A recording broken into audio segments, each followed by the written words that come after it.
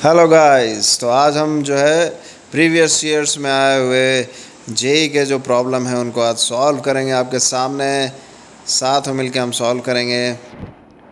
ये सारे कॉन्सेप्ट्स उन क्वेश्चंस जो हैं उन कॉन्सेप्ट्स पे बेस्ड हैं जिसको मैं ऑलरेडी डिस्कस कर चुका हूँ अपने चैनल पे। तो आप मेरे चैनल को फॉलो करिए और इन सवालों को मेरे साथ साथ करिए। मेरे साथ साथ पढ़ोगे, आसान लगने लगेगा ये पूरा जर्नी। ठीक है, तो पहला सवाल आपके सामने, which of the following groups do not have same dimensions. Which of the following groups do not have same dimension. तुम्हें पता है यंग्स मॉडुलस स्ट्रेस का डायमेंशन होता है, क्योंकि स्ट्रेन डायमेंशनलेस होता है, स्ट्रेस अपॉन स्ट्रेन तो स्ट्रेस का होता है। तो स्ट्रेस प्रेशर सब सेम ही है, टेक्निकली अलग होते हैं। स्ट्रेस जो है वो जो है रिस्टोरिंग फोर्स अपॉन एरिया होता है, क्रॉस सेक्शनल एरिया। ठीक है, और प्रेशर जो होता है वो एफ थ्रस्ट अपॉन एरिया होता है। ठीक है, तो डायमेंशन में सेम है लेकिन टेक्निकली अलग चीज़ें हैं। ठीक है, वर्क हीट एनर्जी सब एक ही चीज़ है भाई। वर्क से हम एनर्जी सप्लाई करते हैं, नेगेटिव वर्क से एनर्जी हम सिस्टम से बाहर निकालते हैं। तो हीट जो हो गया वो भी एनर्जी का फॉर्म हो गया, एनर्जी भी। तो सारा ये भी आंसर नहीं होगा B. Electromotive force, potential difference, voltage, ये सब भी सेम ही चीज़ है। इलेक्ट्रोमोटिव फोर्स जो होता है वो potential difference across a battery when it is not connected to a circuit. वो वोल्टेज भी सेम ही है, पोटेंशियल का ही यूनिट है तो सेम ही होगा। तो कुल मिला के आंसर डी ही हो गया। ठीक है, इलेक्ट्रिक फील्ड का न्यूटन पर कूलम होता है, इलेक्ट्रिक फ्लक्स का न्यूटन पर कूलम मीटर स्क्वायर होता है, इलेक्ट्रिक डायपोल का कूलम इंटू मीटर होता है। तो देखो अलग अलग आ रहे हैं, तो क्या आंसर हो जाएगा? डी। क्या हो जाएगा? डी। तो इस तरीके से देखो डिफरेंट डायमेंशंस को आपसे कंपेयर करवा दिया। एक अच्छा डायमेंशन पे बेस्ड सवाल, आपको डायमेंशन की समझ होनी चाहिए। तो मेरे अगर चैनल को फॉलो किए हो तो ये सवाल करने में तुम्हें कोई प्रॉब्लम नहीं होगा।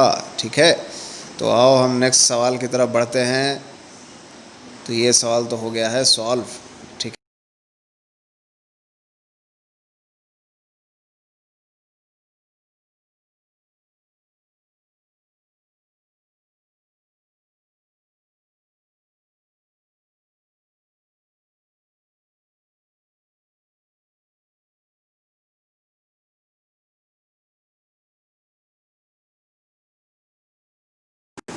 तो नेक्स्ट क्वेश्चन है आपके सामने।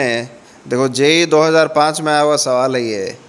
3 large parallel plates having uniform surface charge densities as shown in the figure, find electric field intensity at a point P। एक पॉइंट P दिया हुआ है, तुम्हारे सामने फिगर है। तो पॉइंट P दिया हुआ है, उस पर इलेक्ट्रिक फील्ड तुम्हें निकालनी है। ठीक है, due to all these plates, तो क्या होगा? सुपरपोजिशन। क्या होगा? Superposition of electric fields. तो जो पहला प्लेट है उस पर सिग्मा है, दूसरा है जो -2 सिग्मा है, तीसरा जो है माइनस सिग्मा है।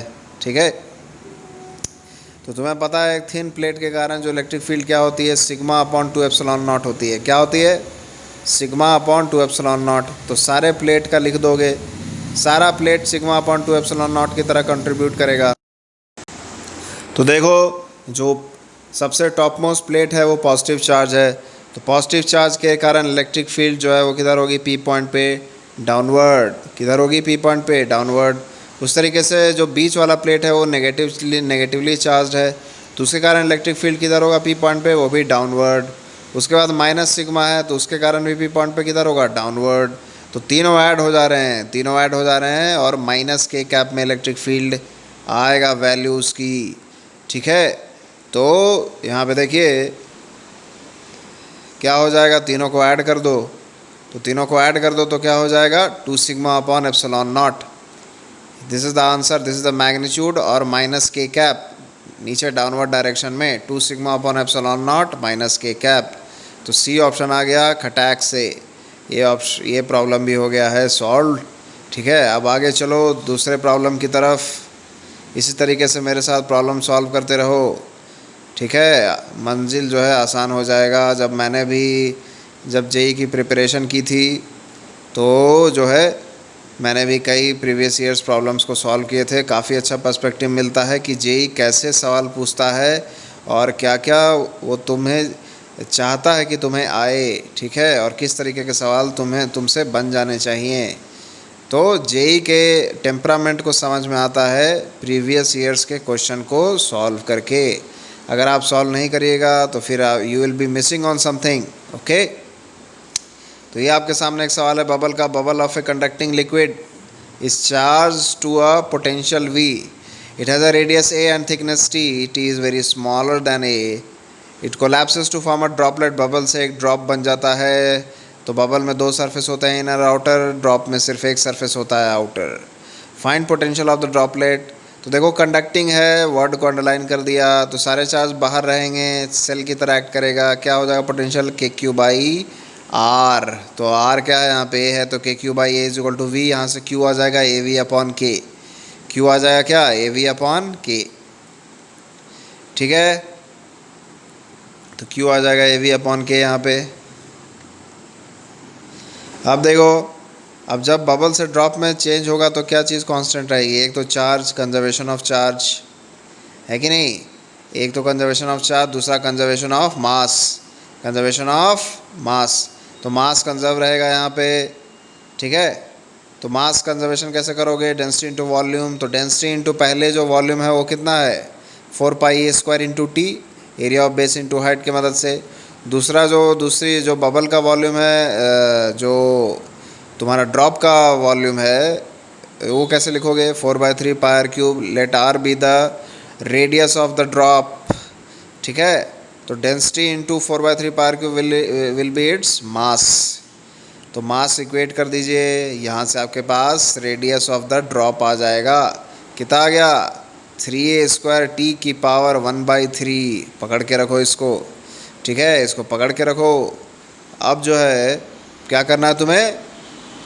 पोटेंशियल निकालना है ऑन द ड्रॉप. पोटेंशियल निकालना है ऑन द ड्रॉप. तो क्या होगा ड्रॉप पे? अगेन कंडक्टिंग सरफेस के सतह पे रहेगा सारा चार्ज, ठीक है, क्योंकि सारा चार्ज जो है कहाँ पे आ जाएगा? सरफेस पे आ जाएगा. अंदर बॉडी में, लिक्विड में तो हो नहीं सकता है, क्योंकि जो है इलेक्ट्रिक फील्ड ज़ीरो होनी होती है, क्यों इनक्लोज ज़ीरो होना होता है. ये सारी चर्चा मैंने अपने चैनल पे किया हुआ है, आप मेरे लेसन्स को ध्यान से देखिएगा. अभी कंडक्टर्स अभी कुछ दिनों पहले ख़त्म हुआ है, ठीक है, अभी करंट इलेक्ट्रिसिटी चल रहा है. तो यहाँ पे देखो, तो जो ड्रॉपलेट बना उसका पोटेंशियल क्या होगा? Again KQ/R. Q की वैल्यू ऑलरेडी निकाल चुके हो, R की वैल्यू ऑलरेडी तुमने निकाल ली है through mass conservation and conservation of charge के कारण Q भी सेम ही रहेगा, ठीक है. तो सारी वैल्यूज़ डाल दो और आंसर निकाल लो, है कि नहीं? A/3T⁻⁴ into V. तो this is the answer. Good problem. देखो कैसे बबल से बिल्कुल प्रैक्टिकल एग्जांपल से रिलेट कर दिया है इलेक्ट्रोस्टैट्स को. तो this is the beauty of JEE examination, ठीक है.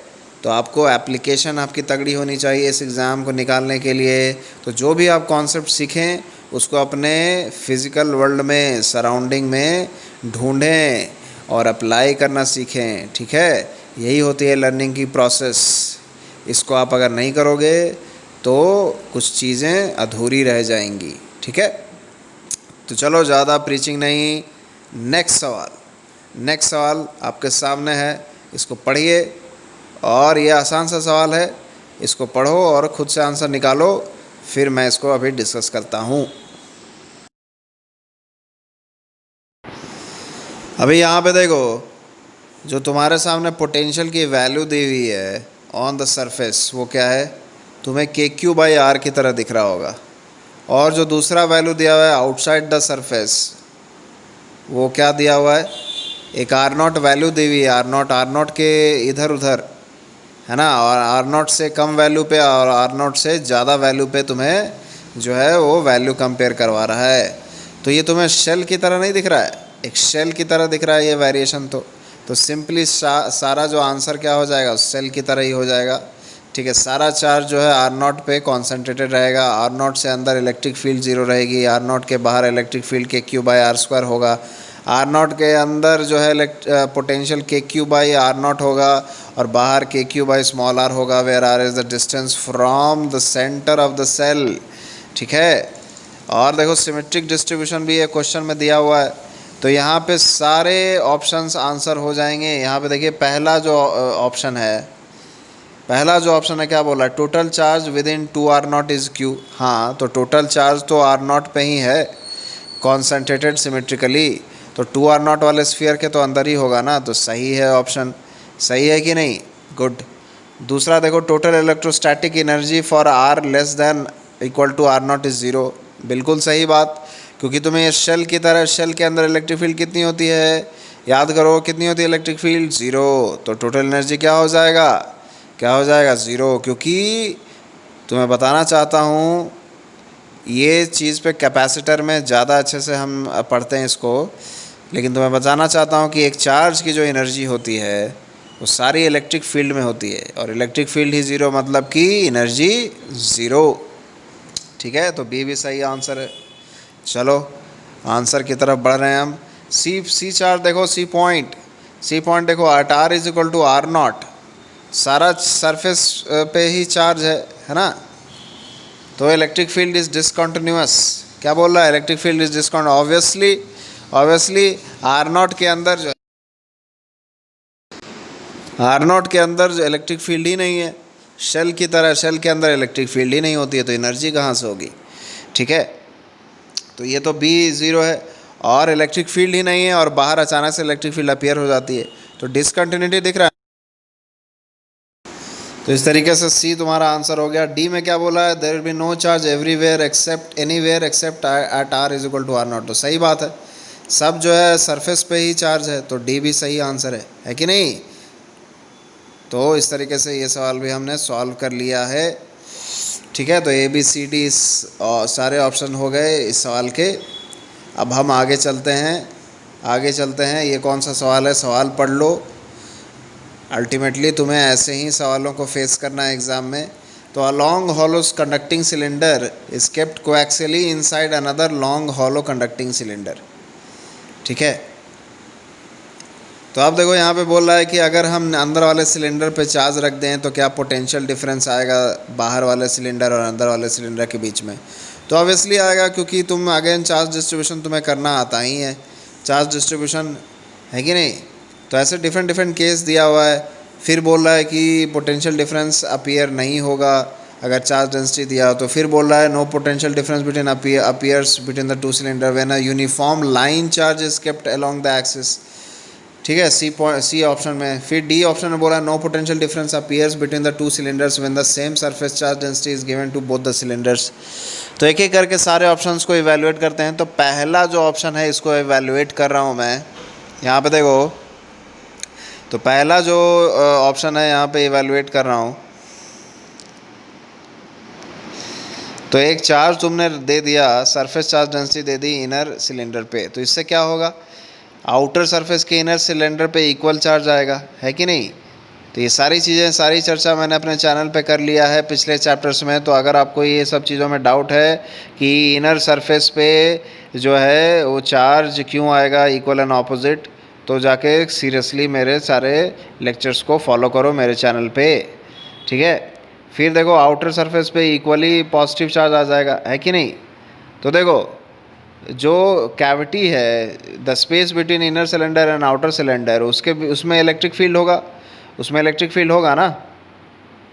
तो इलेक्ट्रिक फील्ड होगा तो पोटेंशियल डिफरेंस भी होगा। तो पहला ऑप्शन जो है वो क्या है, सही है। अब potential difference appears between the two cylinders, है ना, बोल रहा है potential difference appears between the two cylinders, तो पहला सही है। ठीक है, दूसरा क्या होगा, बी ऑप्शन देखो,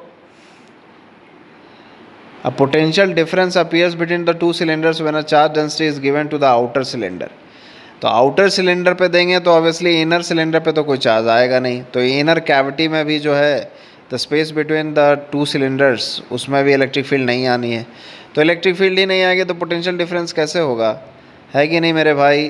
पोटेंशियल डिफरेंस कैसे होगा, क्योंकि E R is equal to minus d V upon d r, conservative nature of electric field. Electric field is equal to the what, potential gradient.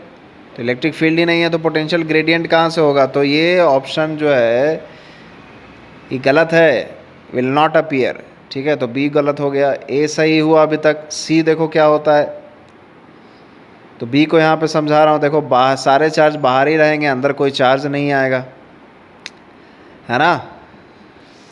तो इस तरीके से इसका आंसर तो ए लग रहा है मुझे।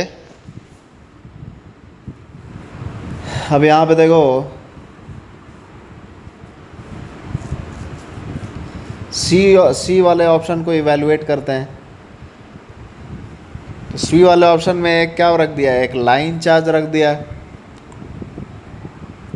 एक लाइन चार्ज रख दिया है एक्सिस पे, कोएक्सियल सिलेंडर्स के एक्सिस पे। तो लाइन चार्ज के कारण अगेन फर्स्ट वाली सिचुएशन हो जाएगी नहीं, लाइन चार्ज पे चार्ज है, उसके कारण इनर सरफेस पे एक चार्ज आ जाएगा, इंड्यूस चार्ज, और उसी के करस्पॉन्डिंग है आउटर सरफेस पे चार्ज आ जाएगा। तो ये तो बिल्कुल फर्स्ट वाला सिचुएशन हो गया। तो इलेक्ट्रिक फील्ड तो होगा ही इन द कैविटी। तो नो पोटेंशियल डिफरेंस बिटवीन बोल रहा है, नो पोटेंशियल डिफरेंस की बात कर रहा है। देखो ये तो बहुत बड़ी गलत बात है इसकी, इससे गलत बात है इस क्वेश्चन की, ऐसा नहीं बोलना चाहिए इसको। तो सी भी गलत हो गया, सी भी गलत हो गया, ठीक है। देख लो यहाँ तुम्हारे सामने बना के दिखा रहा हूँ। इस तरीके से सारे क्वेश्चंस को ना मेरे साथ एनालाइज करो। रोज़ का रोज़ मैं अब प्रॉब्लम सॉल्विंग सेशन करूँगा। इलेक्ट्रोस्टैट्स कंप्लीट हो चुका है मेरे चैनल पे।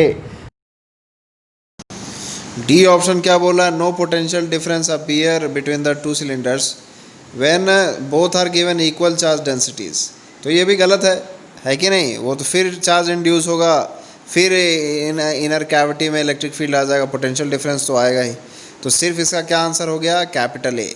क्या हो गया, जो है ए आंसर हो गया, ए ऑप्शन, ठीक है। अब आपके सामने नया सवाल है, यहाँ पे देखिए। Consider a neutral conducting sphere, a positive point charge is placed outside the sphere, then the net charge on the sphere is. तो स्फीयर पे नेट चार्ज थोड़ी, नेट चार्ज है वो थोड़ी चेंज होने वाला है। तुम कोई भी चार्ज रख दो उसके सामने, चार्ज उड़ के उस पर थोड़ी आ जाएगा, जो भी चार्ज होगा वो इंड्यूस होगा। तो नेट चार्ज की बात पूछी है उसने, net charge on the sphere is, तो वो पहले से न्यूट्रल था, वो क्वेश्चन में मेंशन्ड है, बाद में भी न्यूट्रल ही रहेगा। तो क्या आंसर आ जाएगा खटैक से, डी ऑप्शन आ जाएगा, डी ऑप्शन आ जाएगा, है कि नहीं। चार्जेस इंड्यूस हो जाएंगे, चार्जेस जो फ्री इलेक्ट्रॉन है वो थोड़ा सा जो है राइट वर्ड शिफ्ट हो जाएगा, है कि नहीं। राइट वाला पोर्शन नेगेटिवली चार्ज हो जाएगा, लेफ्ट वाला पोर्शन पॉजिटिवली चार्ज हो जाएगा। नेट तो ज़ीरो ही रहेगा ना, अरे समझ रहे हो, है कि नहीं। जिधर पॉजिटिव चार्ज रखोगे वो थोड़े फ्री इलेक्ट्रॉन्स को अट्रैक्ट कर लेगा, तो उसके जो है फार्दर सरफेस पे थोड़े से जो है वो क्या आ जाएंगे, पॉजिटिव चार्ज अपीयर हो जाएगा। तो नेट तो ज़ीरो ही रहेगा ना। समझ आ रहा है कि आंसर डी हो जाएगा। तो बिल्कुल ही आसान सवाल, बट बिल्कुल ही बेसिक पे बेस्ड, समझ आ रहा है। तो ना ही प्रॉपर, देखो ए ऑप्शन में क्या बोल रहा है कि नेगेटिव है एंड डिस्ट्रीब्यूटेड यूनिफॉर्मली, तो पूरे तरीके से नेगेटिव थोड़ी आ रहा है। उस तरीके से जो है ऐसे A B C different option दिए हैं वो गलत हैं। किसी में बोला है नेगेटिव नॉन यूनिफॉर्मली डिस्ट्रीब्यूटेड, किसी में बोला है पॉजिटिव यूनिफॉर्मली डिस्ट्रीब्यूटेड, तो गलत है ना। समझ आ रहा है कि नहीं आ रहा है। तो जो आपको समझ आना चाहिए कि नेट न्यूट्रलिटी मेंटेन रहेगी, तो ऑप्शन हो जाएगा डी, ठीक है। चाहे कोई भी चार्ज उसके सामने रख दिया जाए, अनलेस एंड अनटिल आप कनेक्ट नहीं करते हो तो फिर अलग टॉपिक है। यहाँ पे देखिए, अब एक और सवाल है आपके, ये तो कैविटी का सवाल डायरेक्ट पूछ दिया है। ये कौन से साल में आया हुआ है, 2007 में आया हुआ है। तो कैविटी का सवाल तो डायरेक्ट है। ये मेरे चैनल पे पूरा डेरिवेशन है, डिटेल में डेरिवेशन किया हूँ। दो स्फीयर्स के कारण, एक नेगेटिवली और पॉजिटिवली चार्ज स्फीयर्स के कारण जो कैविटी बनती है उसमें भी निकाल के रखा हुआ है मैंने, तो ठीक है। यूरोडोव के प्रॉब्लम कायदे से सॉल्व किए हुए हैं। तो आप देखोगे रिसोर्स आपके सामने है, आप इसको यूटिलाइज़ करोगे जितने अच्छे से, उतना आपका रैंक बूस्ट होगा। फिर भी यहाँ पे आपको प्रूफ करके बता देता हूँ। तो यहाँ देख लो, इसका प्रूफ तुम्हारे सामने कर रहा हूँ, ठीक है। इसका आंसर क्या होगा, अगर तुम जानते हो, तुम्हें आंसर याद है, तो क्या होगा, इसका बी आंसर होगा। नॉन ज़ीरो और यूनिफॉर्म होता है कि नहीं, electric field in the cavity, and it is directed towards the centre of the cavity, है कि नहीं, ठीक है। और वैल्यू कितनी आती थी, ρl/3 epsilon naught, where L was distance between the centres of the cavity and the original sphere, ठीक है। तो इस तरीके से यहाँ पे प्रूफ देख लो, तुम्हारे सामने कर रहा हूँ।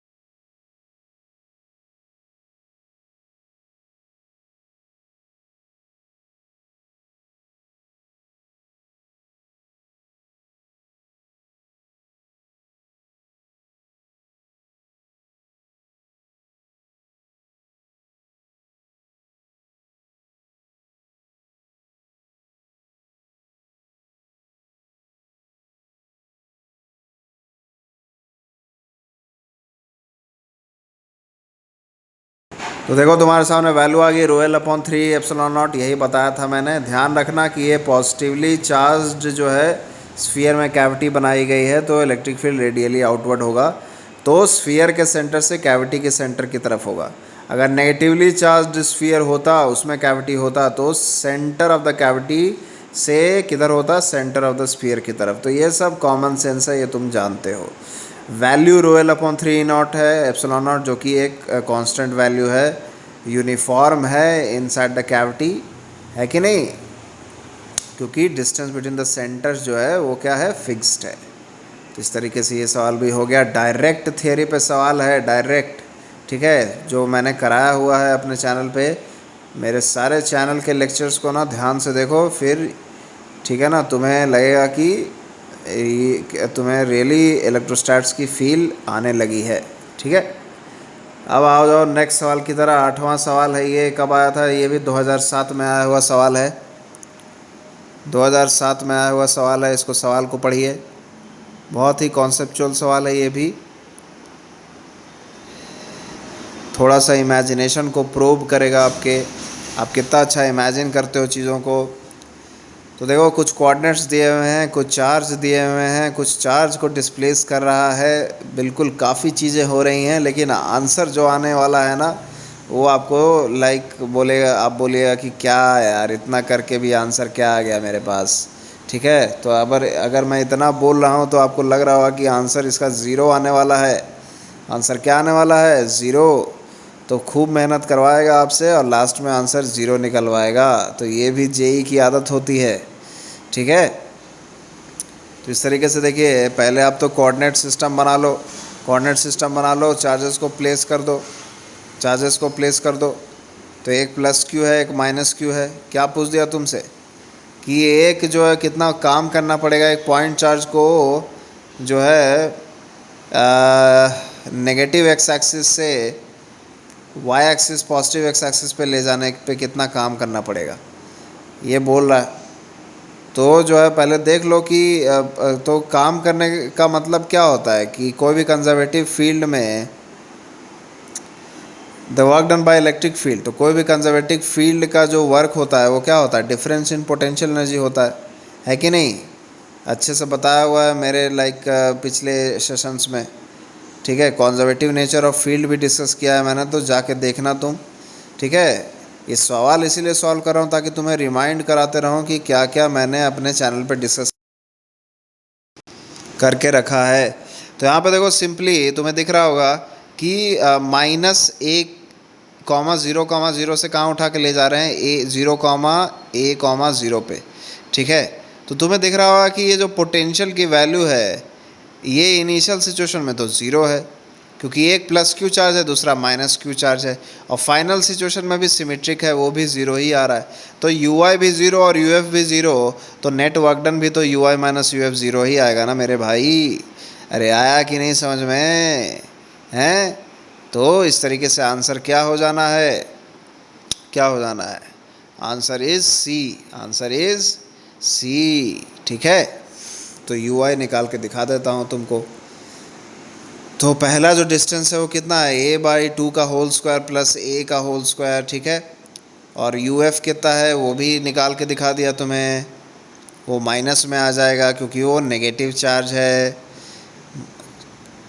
कि क्यू आर में जो है क्यू को साइन के साथ रखते हैं पोटेंशियल के फॉर्मूले में। पोटेंशियल एनर्जी होता है पोटेंशियल इनटू चार्ज, ठीक है। तो यहाँ से देखो, तो दोनों एक दूसरे का क्या आ गया है, ऑपोजिट साइन में आ गया है, इक्वल मैग्नीट्यूड। तो नेट क्या हो जाएगा, ज़ीरो, नेट क्या हो जाएगा, ज़ीरो। तो इस तरीके से हमने यू एफ भी ज़ीरो निकाल लिया और यू आई भी ज़ीरो निकाल लिया। तो आंसर क्या आ जाना है, सी।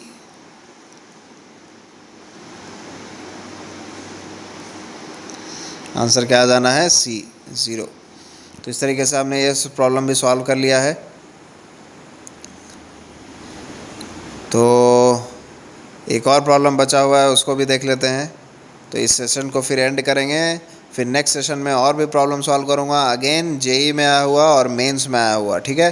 तो मेरे चैनल को देखते रहो, बहुत ही फ़ायदा मिलने वाला है, ठीक है। सॉलिड प्रिपरेशन करेंगे। तो ये रहा आपके सामने आखिरी सवाल। ये भी सवाल लाइक इसमें आप ज्योमेट्री इन्वॉल्व कर दिया है, कॉन्सेप्चुअली इतना हैवी नहीं है, ज्योमेट्री इन्वॉल्व है, मैथमेटिक्स इन्वॉल्व है। तो ये सवाल करने में आपको थोड़ा सा टाइम लगेगा, लेकिन अगर आपकी कैलकुलेशन लाइक सही है, तेज़ी से कर लेते हो तो आसान से स्कोर कर लोगे। तो अगर मैं इसको रेट करूं 5 में से कितना दूंगा, तो मैं इसको 3 दूंगा, ठीक है, टफनेस लेवल में। और टफनेस लेवल क्या है इसका, कैलकुलेशन बेस्ड। तो यहाँ पे देखो सिंपली आपके सामने दिया हुआ है, radius of the circle R है, ए बी का लेंथ 2r हो जाएगा, ओ सी का लेंथ r हो जाएगा, ओ बी का लेंथ भी r हो जाएगा। अगर तुम ट्रिग्नोमेट्री से देखोगे तो ए सी हो जाएगा, कितना हो जाएगा, 2r, कितना हो जाएगा, 2r साइन 30 हो जाएगा। तो 2r साइन 30 कितना हो जाता है, तो वो वैल्यू r ही हो जाएगी, है कि नहीं, साइन 30 1/2। उस तरीके से बी सी क्या हो जाएगा, 2r cos 30, तो 2r cos 30 तो √3r हो जाएगा, 2r cos 30, ठीक है।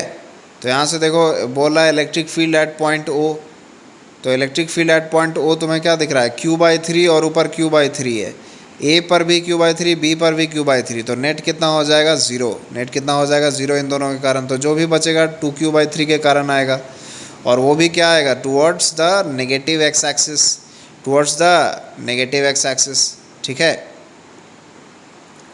तो कितना हो जाएगा तुम्हारा, q/6πε0r², कि q/r² लगाऊंगा, q की वैल्यू 2q/3 रखूँगा।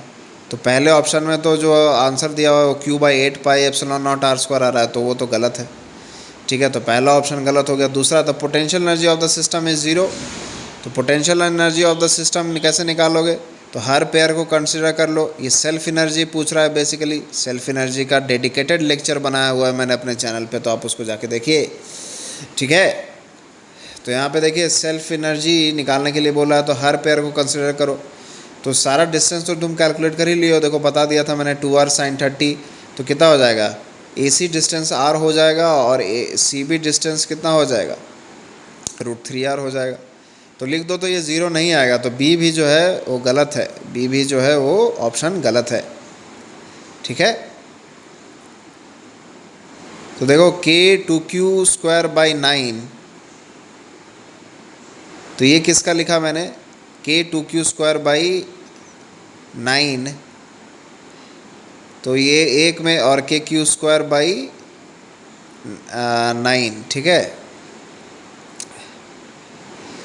डिस्टेंस नहीं लिखा हूँ मैं, तो डिस्टेंस लिख दूंगा। तो देखो वो कितना हो जाएगा, √3r हो जाएगा डिस्टेंस। तो CB इंटरैक्शन के कारण पहला टर्म लिख लिया -k2q² / 9√3r, ठीक है। उसके बाद AC इंटरैक्शन के कारण क्या आ जाएगा, -k2q² / 9r, ठीक है। उसके बाद AB इंटरैक्शन के कारण क्या आ जाएगा, kq² / 9, ठीक है, इंटू 2r। डिस्टेंस बिटवीन क्या है, दोनों चार्जेस 2r डिस्टेंस है, ठीक है। तो यहाँ पे ये तो नेट ज़ीरो आते नहीं दिख रहा है, सारा इंटरैक्शन लिख दिया हमने। तो इसलिए कौन सा ये ऑप्शन क्या हो जाएगा, सही या गलत? गलत। Potential energy of the system is zero. सारे इंटरैक्शन के कारण पोटेंशियल एनर्जी लिख दिया, और वो क्या आ रहा है, ज़ीरो तो नहीं आ रहा है। तो अगर एक वैल्यू पूछ देता तो यहाँ से कैलकुलेट करके तुम निकाल के वैल्यू बता सकते थे। The magnitude of the force between the charges C and B is, तो C और B के बीच में कितना चार्ज फोर्स लगेगा, तो the force will be along the line joining charges at C and B। तो क्या हो जाएगा, kq² कितना हो जाएगा, √3r का होल स्क्वायर। तो कितना होगा, 3r²। तो ये वैल्यू मैच कर रही है क्या, देखिए आप। तो k की वैल्यू 1/4πε0 लिख दोगे, नीचे 27 आ गया, 2πε0 बच जाएगा, 27 × 2 = 54। तो yes, this is the right answer, C is the right answer, ठीक है। C is the right answer. D देख लेते हैं, D क्या बोल रहा है, the potential at point O is, potential at point O। तो देखो क्या होगा पोटेंशियल एट पॉइंट O, तो q/3 और q/3 के कारण कितना आ जाएगा, kq/3 r, है ना। तो kq/3r और kq/3r आ जाएगा, तो कितना हो जाएगा, तो 2kq/3r। अच्छा, C वाले चार्ज के कारण कितना आ जाएगा, -2kq/3r। तो ये तो ज़ीरो आते दिख रहा है, नेट कितना आते दिख रहा है, ज़ीरो। नेट कितना आते दिख रहा है, ज़ीरो। तो ये आंसर सही कि गलत? गलत। समझ गए बच्चों? तो इस तरीके से जो है हमने सॉल्व कर लिया है ये भी प्रॉब्लम। देखो प्रॉब्लम कैलकुलेटिव था, कॉन्सेप्चुअली बिल्कुल ही टफ नहीं था ये। अगर आपको पोटेंशियल का कॉन्सेप्ट आता है, इलेक्ट्रिक फील्ड का कॉन्सेप्ट आता है, पोटेंशियल एनर्जी का कॉन्सेप्ट आता है,